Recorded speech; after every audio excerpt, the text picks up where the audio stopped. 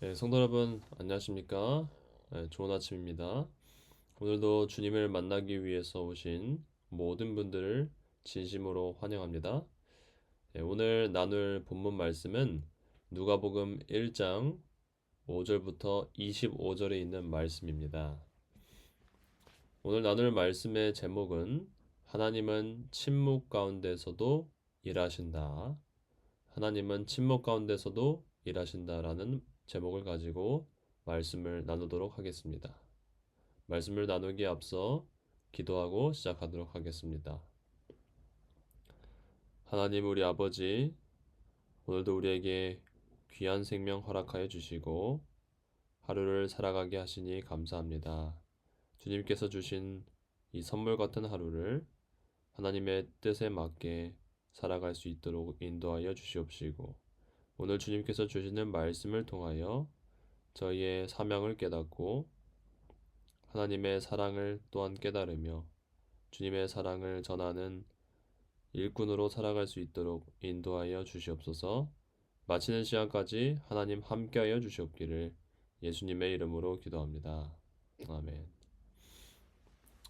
네, 오늘도 역시 함께 이 글을 읽어보고 말씀을 나누도록 하겠습니다. 내가 성경을 열 때 성경이 나를 엽니다. 내가 성경을 읽을 때 성경이 나를 읽습니다. 내가 성경을 지킬 때 성경이 나를 지킵니다. 내가 성경을 사랑할 때 성경이 나를 사랑합니다. 네, 먼저 누가복음 1장 5절부터 8절에 있는 말씀을 읽고 설명을 하도록 하겠습니다. 5절입니다. 유대왕 헤롯 때에 아비야 반열에 제사장 한 사람이 있었으니 이름은 사가랴요 그의 아내는 아론의 자손이니 이름은 엘리사벳이라. 이 두 사람이 하나님 앞에 의인이니 주의 모든 계명과 규례대로 흠이 없이 행하더라. 엘리사벳이 잉태를 못하므로 그들에게 자식이 없고 두 사람의 나이가 많더라. 마침 사가랴가 그 반열의 차례대로 하나님 앞에서 제사장의 직무를 행할세. 누가는 의사이자 역사가답게 오늘 읽은 이 말씀이 언제 일어났는지 정확히 말하고 있습니다. 5절의 말씀에 따르면 유대왕 헤롯 때라고 기록하고 있습니다. 헤롯에 대해서 잠시 설명을 드리자면 헤롯이란 인물은 원래 이두메 지역 사람으로 유대인이 아니지만 로마의 지원 아래에 유대인의 왕으로 살던 사람이었습니다. 그는 권력을 위해서라면 무슨 일이든 하던 사람이었습니다. 오늘 살펴볼 말씀은 그가 왕으로 있던 시대에 있었던 일입니다. 5절에 있는 말씀에 보면 아비야 반열에 제사장 한 사람이 있었는데 그의 이름은 사가랴였고 그의 아내는 엘리사벳이라 하는 사람이 있었다라고 말을 하고 있습니다. 왜 이 누가복음 첫 부분에 이 두 사람의 이야기가 나올지 한번 살펴보도록 하겠습니다. 6절에 있는 말씀에 보면 이 두 사람은 하나님 앞에 의인이었다라고 말을 하고 있습니다. 이 두 사람이 어떻게 거룩하신 하나님 앞에서 의로운 사람, 즉 어떻게 올바른 사람이 되었을까요? 성경은 말합니다. 의인은 없나니 하나도 없다. 이 세상에 있는 모든 사람은 하나님 앞에 범죄자요 죄인인데 어떻게 이 두 사람은 하나님 앞에 의인이 되었을까요? 이 두 사람은 하나님께서 태초부터 지정하신 죄의 유일한 해결책이 되는 희생 제사에 믿음을 두었습니다. 희생 제사는 하나님의 아들인 예수 그리스도를 상징하는 것으로 사람이 받아야 할 죄값을 대신 희생 제물이 받았다는 것을 믿으면 하나님께서 그 사람을 의인으로 칭한 것입니다. 나중에 이 부분에 대해서 더 깊게 나누면 좋겠지만 시간 관계상 여기까지만 하고 계속 말씀을 나누겠습니다.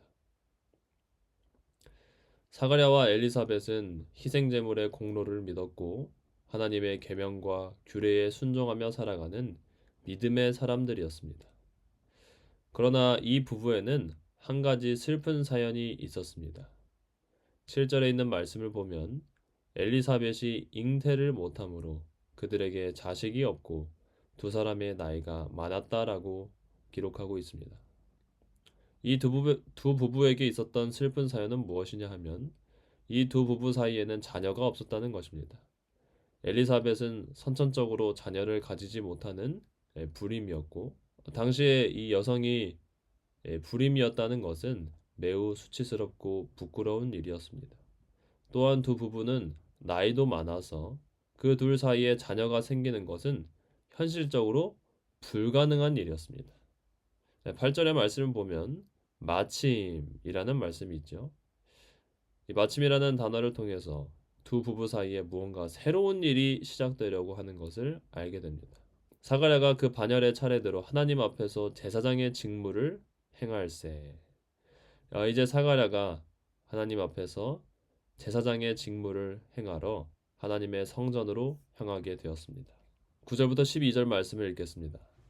제사장의 전례를 따라 제비를 뽑아 주의 성전에 들어가 분향하고 모든 백성은 그 분향하는 시간에 밖에서 기도하더니 주의 사자가 그에게 나타나 향단 우편에 선지라. 사가랴가 보고 놀라며 무서워하니. 이제 사가랴는 제사장의 규례에 따라서 제비를 뽑았는데 그가 제비를 뽑았던 것은 성전에 들어가서 분향하는 임무를 맡게 되었습니다.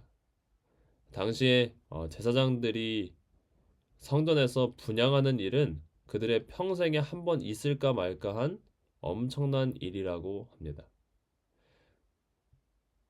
아침 저녁으로 분향을 하는 것을 지켜보던 백성들은 제사장이 분향을 마치고 나올 때까지 성전 밖에서 기도하며 기다렸다라고 말을 하고 있습니다. 당시에 많은 백성들이 제사장이 분향을 마치고 무사히 밖으로 나와서 아론의 축복을 외쳐야만 떠날 수 있었기 때문에 제사장이 무사히 나오기만을 기다렸던 것입니다. 이렇게 사가랴가 자신의 직무를 행하는 동안 11절에 있는 말씀을 보면 주의 사자가 그에게 나타나 향단 우편에 선 것을 보게 됩니다. 정말 놀라운 일이 일어난 것입니다. 구약의 말라기 선지자 이후 무려 400년간 주님의 천사를 통한 계시나 예언이 없었는데 하나님이 여전히 이스라엘 백성들 가운데 일하고 계심을 사가랴가 목격하게 됩니다. 사랑하는 우리 성도 여러분, 하나님께서는 침묵 속에서도 여전히 일하고 계십니다. 죽어가는 영혼들을 구원하시기 위해 보이지 않는 곳에서 사람들의 마음을 두드리고 계신 분이 우리 하나님입니다. 또한 절망과 슬픔 가운데 있는 성도님들이다 할지라도 하나님은 침묵 속에서 여전히 일하고 계십니다. 하나님이 여전히 우리의 구원을 위하여 일하고 계시며 끝까지 우리를 하늘 천성으로 인도하실 것을 온전히 믿게 되시길 간절히 소망합니다. 12절에 있는 말씀 보면 사가랴가 천사를 보고 놀라며 무서워했다라고 말하고 있습니다.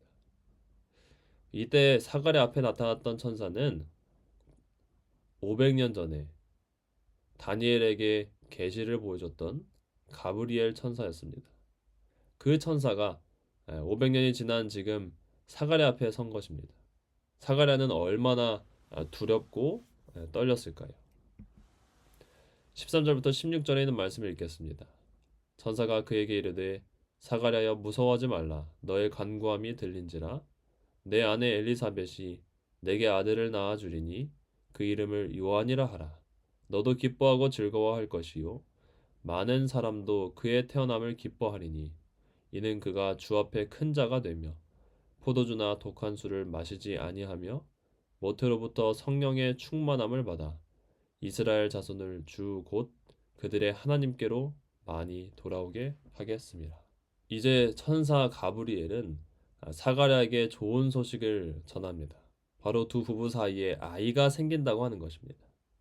성도 여러분 기억하시기 바랍니다. 엘리사벳은 선천적으로 아이를 낳을 수 없는 몸이었고 두 부부의 나이는 이미 자녀를 낳기에는 너무 늙어버렸다는 것을 기억해야 합니다. 천사는 사가랴에게 계속해서 말합니다. 두 부부 사이에 태어날 사람이 어떤 사람이 될지를 예언하고 있습니다. 14절부터 16절에 있는 말씀을 보면 두 부부 사이에 태어날 자녀를 통해서 두 부부는 물론이고 많은 사람들이 기뻐할 것이라고 말합니다. 그는 하나님 앞에 큰 자가 되며 성령 충만함을 받을 것이다. 그리고 무엇보다 그는 이스라엘 자손을 하나님께로 돌이키게 하는 사람이 될 것이라고 말을 하고 있습니다. 17절부터 19절입니다.